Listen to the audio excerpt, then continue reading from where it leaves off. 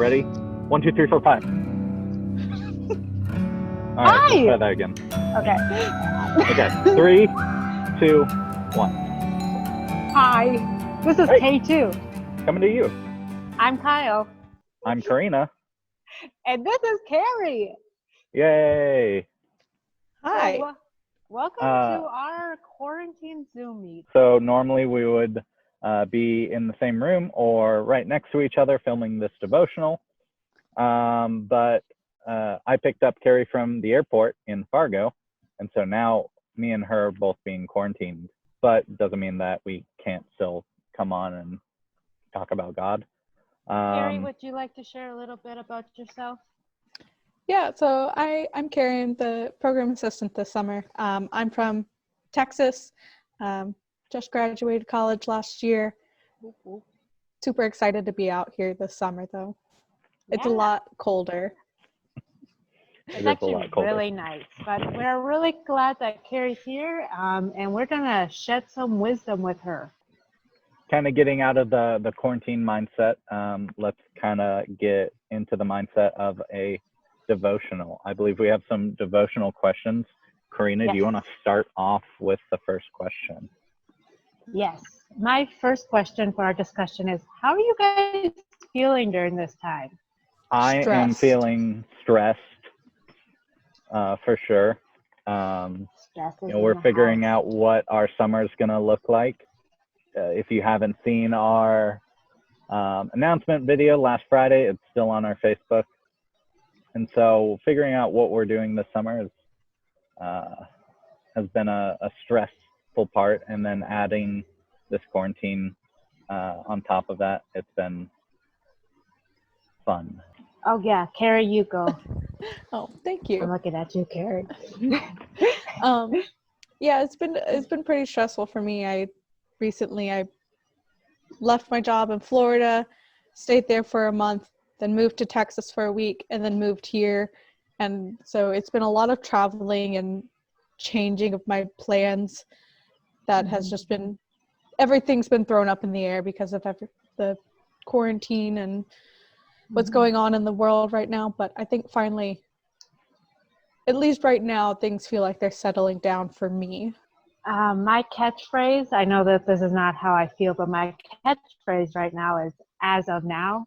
And I just feel like there's been a lot of changes, and it's as of now, I am feeling a little stressed, but it's okay. It's okay. We all agreed that we have stress during this time. What are ways that we are coping and strategies we are using during these times?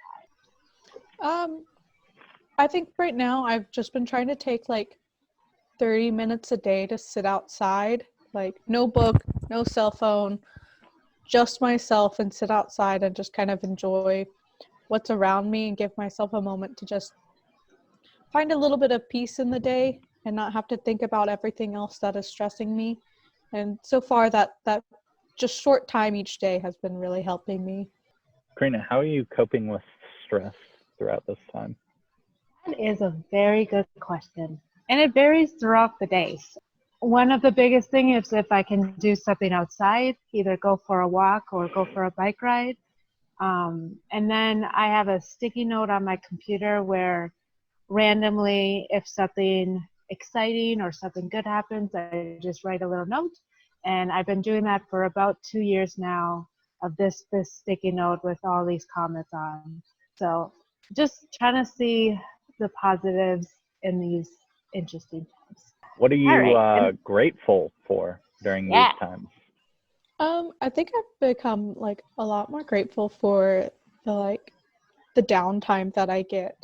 You know, I've used to working 50 hours a week, and it's kind of, it's stressful not being able to work that much, but it's also really nice to appreciate that I have the time right now to just reflect on myself. I'm really grateful for having that time. Kyle, what are you grateful for? I am grateful for instant coffee. What are you most worried about during this time? I am worried about not knowing what will change next. Kari, what are you worried about during this time? I'm worried about the future. I mean, it's such a easy thing to get worried about, but with everything being so unknown, yeah, I mean, how could I not worry about it? Mm-hmm. Kyle, what are you worried about? I'm worried that I'm going to make the wrong decisions for summer camp or for Park River Bible Camp. Mm-hmm. You know, I know how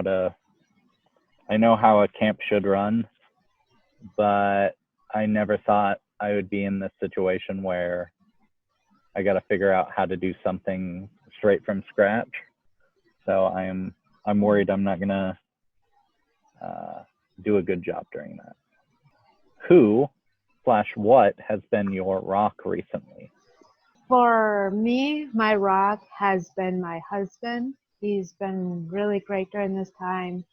I'm just really glad that we had a quarantine wedding so that I can come home to him.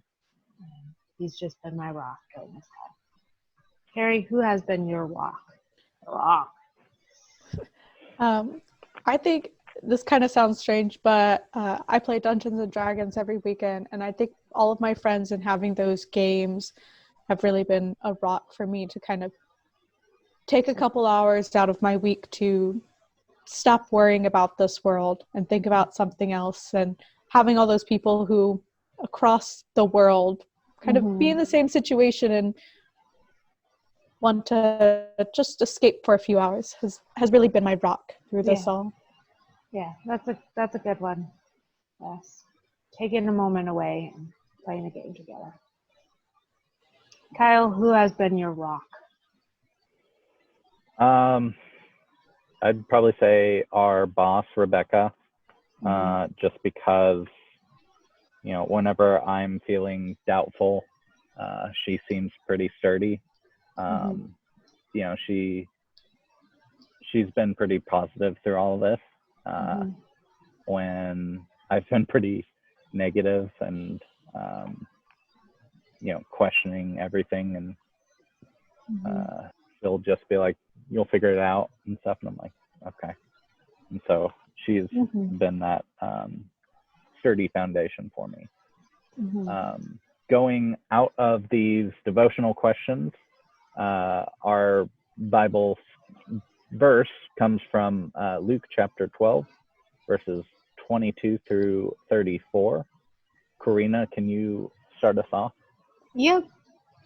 Then Jesus said to his disciples, "Therefore I tell you, do not worry about your life, what you will eat, or your body, what you will wear, for the life is more than food, and the body is more than clothes. Consider the raven. They do not swallow or reap. They have no storage room or barn, yet God feeds them. How much more valuable are you than birds? Who of you are worried can add a single hour to your life? Since you cannot do this very little thing, why do you worry about the rest?" Consider how the wildflowers grow. They don't labor or spin thread. Yet I tell you, not even Solomon in all of his splendor was adorned like one of these. If that's how God clothes the grass, which is in the field today and is thrown into the furnace tomorrow, how much more will he do for you, you of little faith? Don't keep starving for what you should eat and what you should drink, and don't be anxious, for the Gentile world eagerly seeks out these things, and as your Father knows that you need them. But seek his kingdom. These things will be given to you as well. Do not be afraid, little flock, for your Father has been pleased to give you the kingdom. Sell your possessions and give to the poor. Provide purses for yourselves that will not wear out, a treasure in heaven that will never fail, where no thief comes near and no moth destroys. For where your treasure is, there is your heart also. What do you guys take away from those verses and how we discussed in our discussion questions. Kind of goes along with, you know, we've all been pretty stressed out and worried. And I like to look at these verses as a reminder that I am not alone in this. You know, we are not alone in this. You know, God has their plans that, you know, they have for us. Kari, what's your takeaway? I definitely take away that, like, that even if we're worrying, like, no matter what, God will provide what we need. You know, we're going to worry. We're going to worry about the future. We're going to worry if we're doing the right thing. And I've always taken away from this passage that at the end of the day, God will give us what we need. And that even through all of our worrying, He'll be there for us. I read something today that I thought was kind of, a pastor said that, you know, life sometimes will give us more than we can handle, but God is the one who can handle it. So sometimes life is going to be really stressful, but God can handle it. Not that we can handle it, but God can handle it. I think if we can take this into the coming weeks, into our summer, we'll kind of be a little bit more at ease, a little bit more relaxed and open to what will come. With us going to more content with our summer staff, next week will probably be our last scheduled K2 devotional on Thursdays, with the following week starting our videos that we're going to be posting out through all the summer. Be looking for those on Monday, Wednesday, and Friday. And we might occasionally come in on an off day or even on a weekend and pop in and say hey. So we'll see you next week. This is K2. Coming to you.